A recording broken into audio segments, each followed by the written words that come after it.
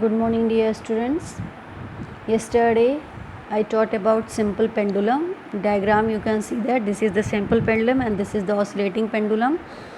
And I told you about the activity 13.2 and to find the time period of a simple pendulum. To find the time period of a simple pendulum.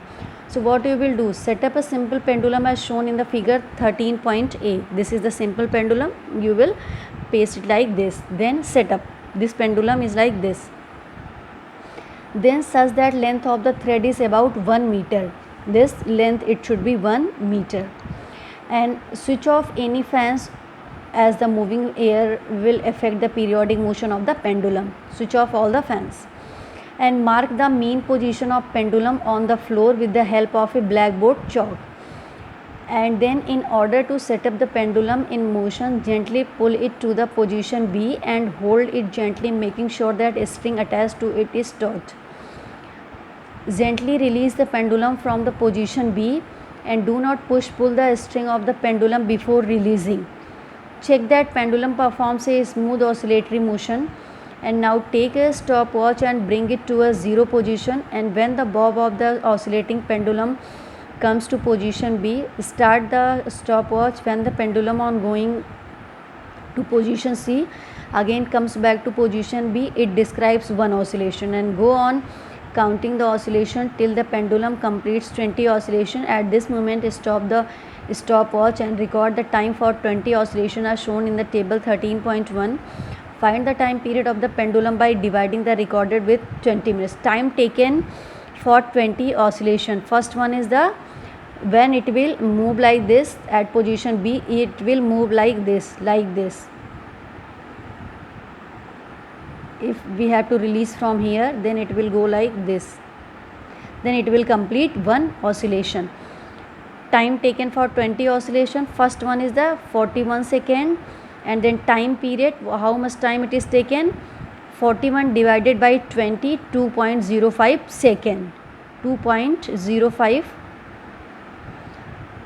seconds. You will repeat the procedure at least 2 more times, and in each record for 20 oscillation and the time period. Then how much time it will take? Then again 2 times same procedure you will repeat, and then you have to divide it by 20 and calculate the average time period by adding the recorded time periods and then dividing by 3.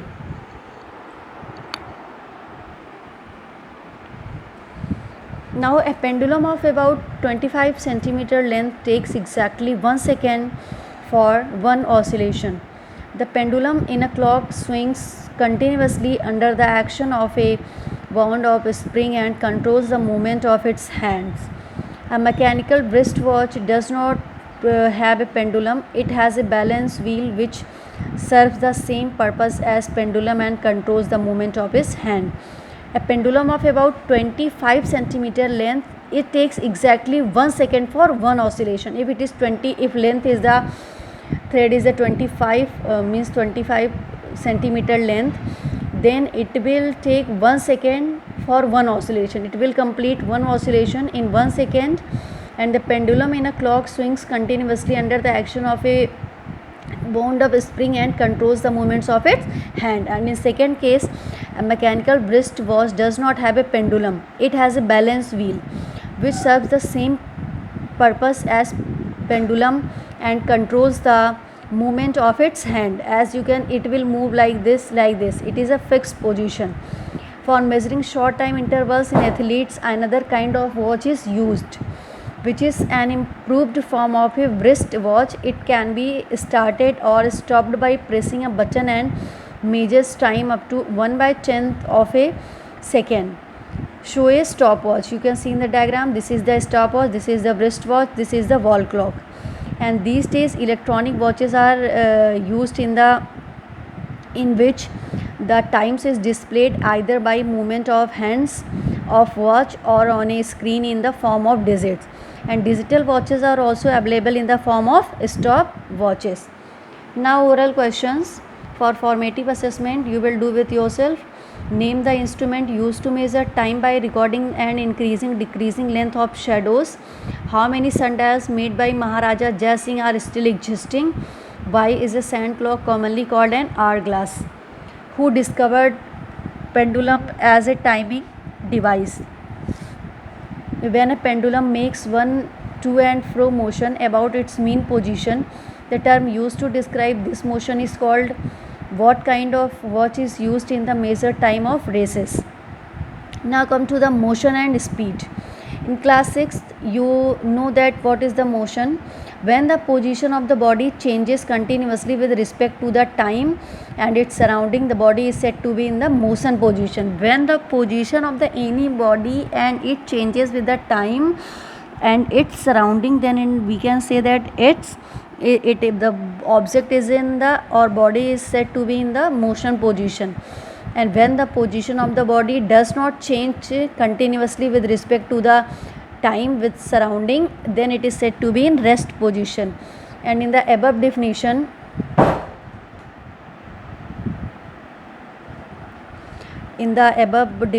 surroundings mean one or more stationary object around the given body. These stationary points can be called the reference points. And this is the in above definition, surrounding mean one or more stationary object and around the given body. These stationary points can be called the reference points. And you also known from your everybody experience that the same body may appear moving for one person and rest for some other person. For example, to the passengers in a moving car or a train, trees, buildings, and the people on the roadside appear to be moving backward sometimes. And however, to the people standing on the roadside, the car or the train and its passengers are moving in the forward direction. At the same time, each person in the moving car or train finds that other person are not moving, as the distance between them is not changing.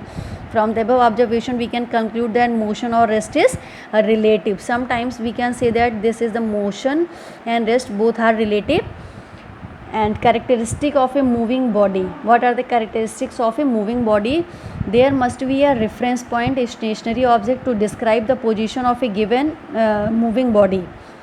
The position of the given body must continuously change with time and with respect to the reference point. There must be a reference point, means a stationary object, to describe the position of a given moving body, and the position of the given moving body must continuously change with time and with a reference point. If surroundings will not change, then means it will not in the moving, it is rest position. How to describe the motion of a body? The position of a body is fully described by finding the following quantities: the distance of the body from a fixed reference point or the origin, and the angle between the angle which the line joining the body and the origin makes with the reference axis. The example given below will explain the above points. 13.10 in diagrams, you can see that this is the origin point or reference point. This is the origin point, this is the origin point, O is the origin point or reference point, and OX, this is the reference axis, and this is the reference point or origin point. A moving body is at P.